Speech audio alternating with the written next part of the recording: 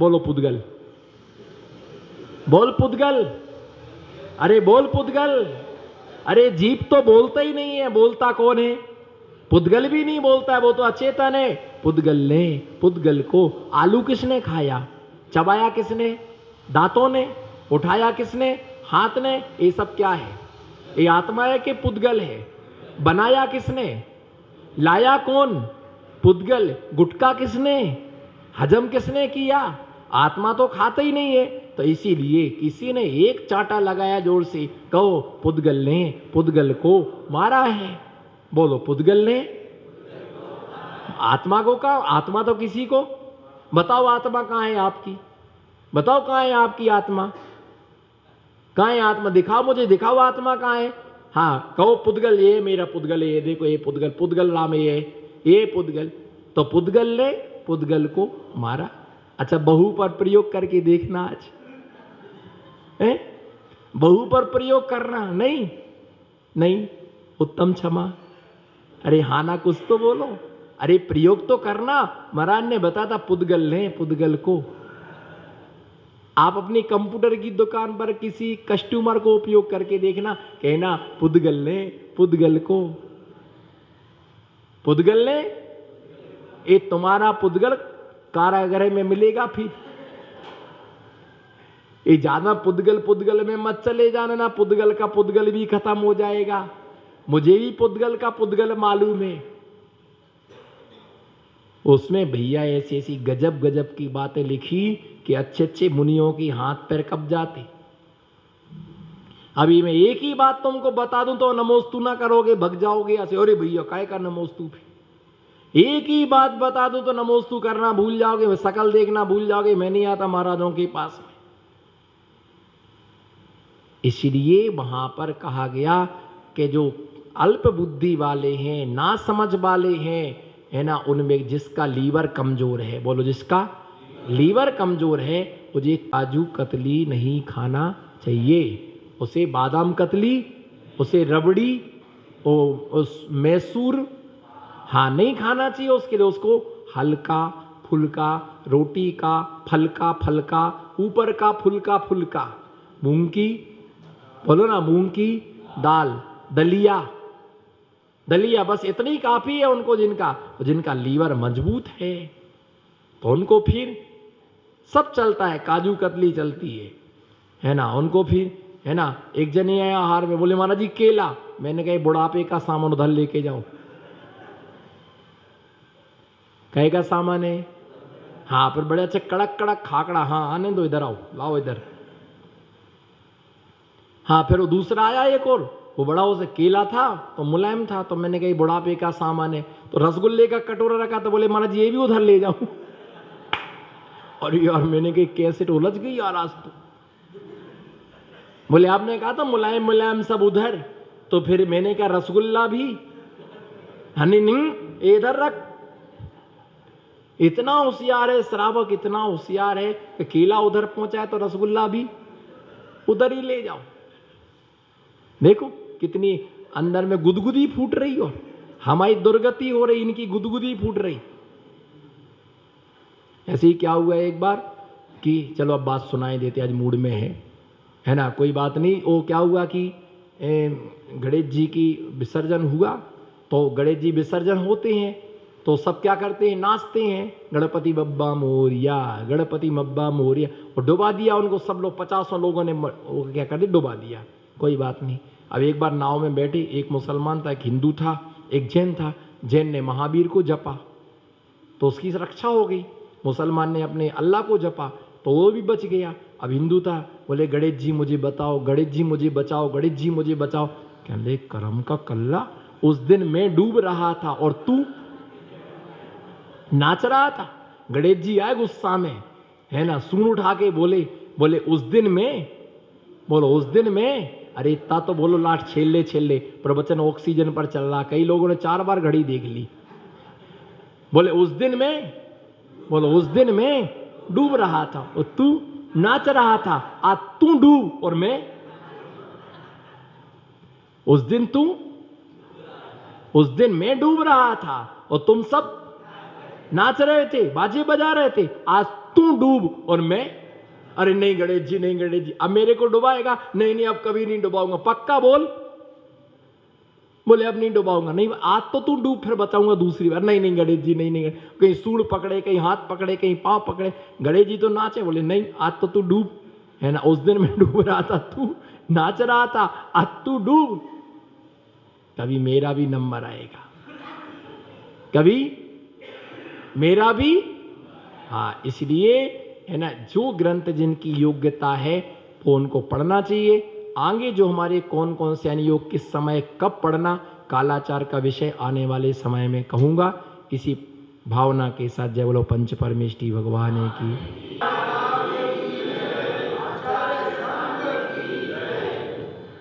धर्म स्नेही बंधुओं, आचार्य पूज्यपाद स्वामी कृत चारित्र्य भक्ति के अंतर्गत पंचाचारों के विषय में सम्यक ज्ञान अधिकार में आचार्य महाराज ने सम्यक दर्शन सम्यक ज्ञान के 8 अंगों के विषय में व्याख्यान चल रहा था। जिस प्रकार से सम्यक दर्शन के 8 अंग होते हैं, जिस प्रकार से सम्यक दर्शन के 8 अंग होते हैं, उसी प्रकार से सम्यक ज्ञान के भी 8 अंग होते हैं। सम्यक दर्शन के 8 अंगों में एक अंग की भी हीनता होने पर सम्यक दर्शन पूर्ण नहीं होता है और वह अपूर्ण सम्यक दर्शन संसार का विच्छेद करने में समर्थ नहीं होता है। जिस प्रकार से अगर मंत्र में एक अक्षर कम होता है तो वह मंत्र विष की वेदना को दूर करने में समर्थ नहीं होता है। उसी प्रकार से सम्यक दर्शन के 8 अंगों में एक अंग भी कम है तो वह सम्यक दर्शन पूर्णता के लिए प्राप्त नहीं होता है। और इसी प्रकार से अगर ज्ञान में यदि एक अंग भी कम है तो वह ज्ञान भी किसी भी प्रकार से वह पूर्णता के लिए प्राप्त नहीं होता है। चारित्र्य के 13 अंग हैं तो वह चारित्र्य भी अगर एक अंग कम है पूर्णता को प्राप्त नहीं होता। इसी प्रकार से मनुष्य के शरीर में 8 अंग होते हैं, 2 हाथ, 2 पैर, एक मस्तक, एक पीठ और एक नितंब। ये मनुष्य के शरीर में 8 अंग होते हैं। एक अंग भी यदि मनुष्य का कम है तो वह विकलांग कहलाता। इसी प्रकार से शब्दाचार, अर्थाचार, उभयाचार, कहना कालाचार, विनयाचार, उपधानाचार, अनिन्वाचार आदि के विषय में बतलाया था। अनिन्वाचार एक गुण भी है और निन्नव नाम का एक क्या है, दोष है।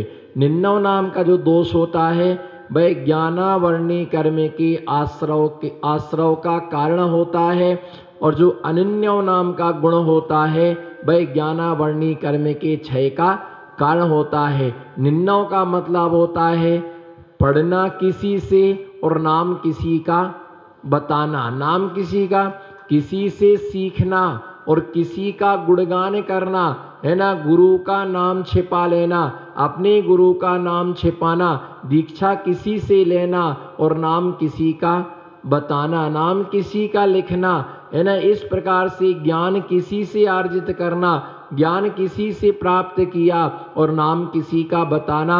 एक गुरु का नाम कभी भी छिपाना, गुरु का नाम कभी भी छिपाना नहीं चाहिए। और दूसरी बात, जिस व्यक्ति का ज्ञान परोक्ष है, बोलो जिसका ज्ञान परोक्ष है, उससे तुम गुरु का नाम छिपा सकते हो।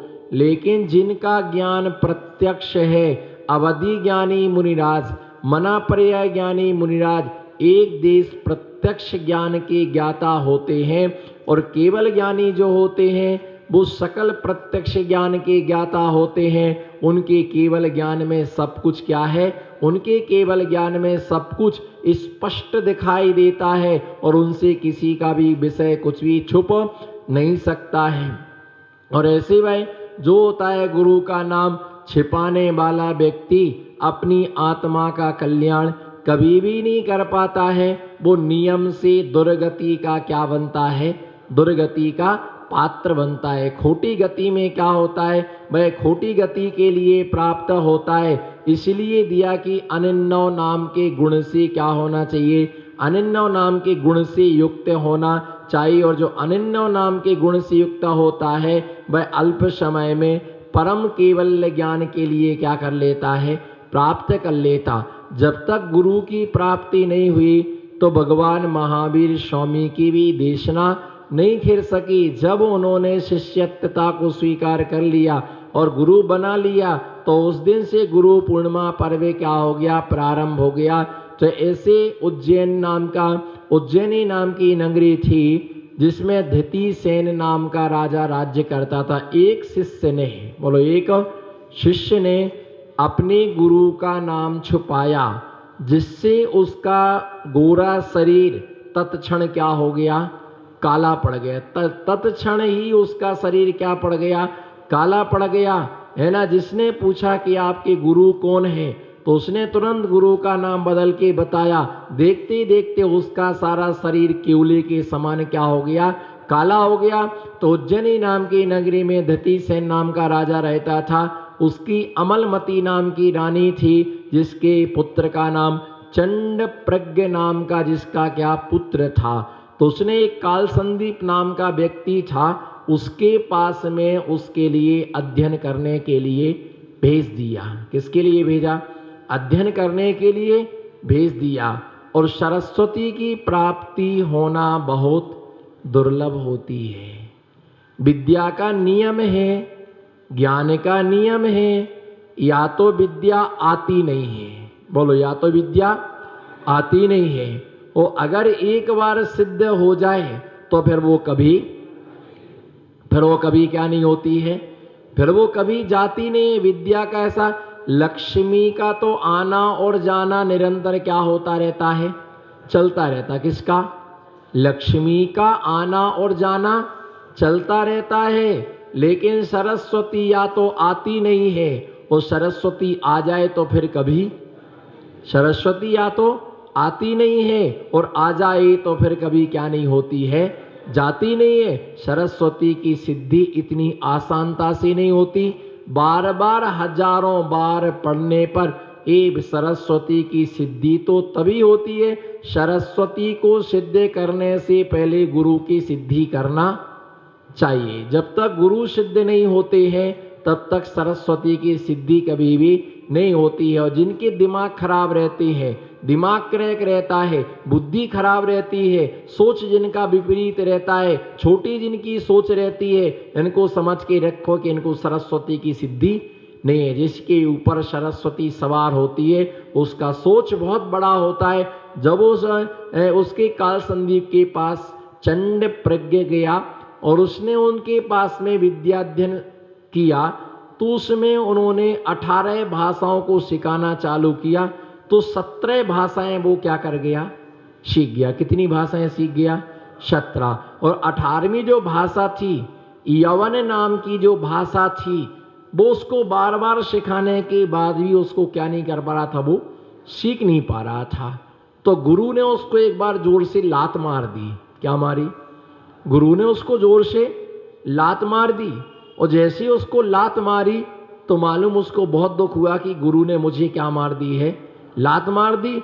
तो उसने गुरु से क्रोध में आके कहा, गुरु ने उससे क्रोध में आकर के कहा कि जब मैं राजा बनूंगा तब तुम्हारा पैर काटूंगा मैं। उसने, शिष्य ने क्या कहा गुरु से, देखो ध्यान, अगर मैं राजा बना तो सबसे पहले तुम्हारा क्या करूंगा, मैं पैर काटूंगा। तब मालूम गुरु ने क्या, ऐसा नहीं हो सकता है, तुम हमारे पैर की अष्ट द्रव्यों से पूजा करोगे, तुम मेरा स्वागत करोगे, तुम मेरा सम्मान करोगे, तुम मेरा आदर करोगे, तुम मेरी पूजा करोगे।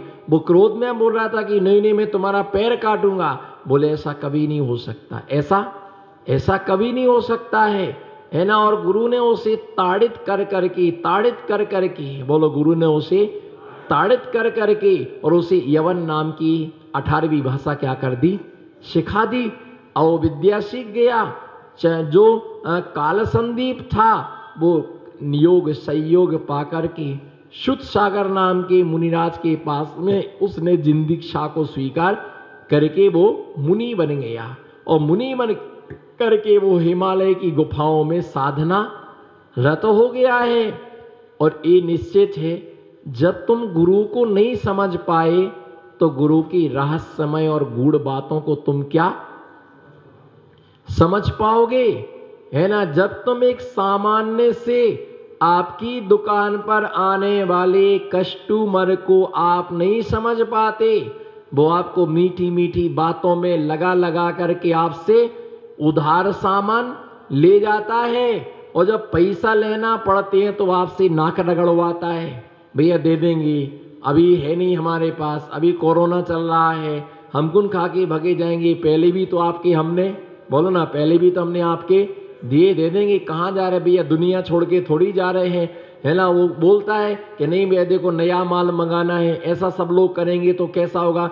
वो इतनी नाक रगड़वाता है, इतनी नाक रगड़वाता है, इतनी नाक रगड़वाता है, इतनी नाक रगड़वाता है कि विक्स भी नाक पर क्या नहीं करती है, काम नहीं करती है, बस लगाते रहो चक्कर ला।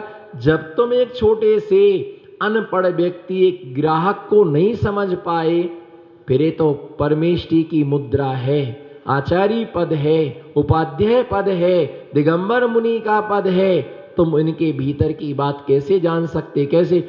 उसने कहा आओ मुनि बन करके वो साधनारत रह गए। अब जो ये चंड प्रज्ञ था तो ये नियोग से क्या बन गया, समय पाते ही राजा बन गया। जब ये राजा बन गया तो एक बार किसी राजा का इसके पास में क्या आया, पत्र आया, क्या आया, एक पत्र आया। तो वो यवन भाषा में वो पत्र था, तो उसने अपने मंत्री को दिया, तो मंत्री क्या नहीं कर सका, उसे पढ़ नहीं सका।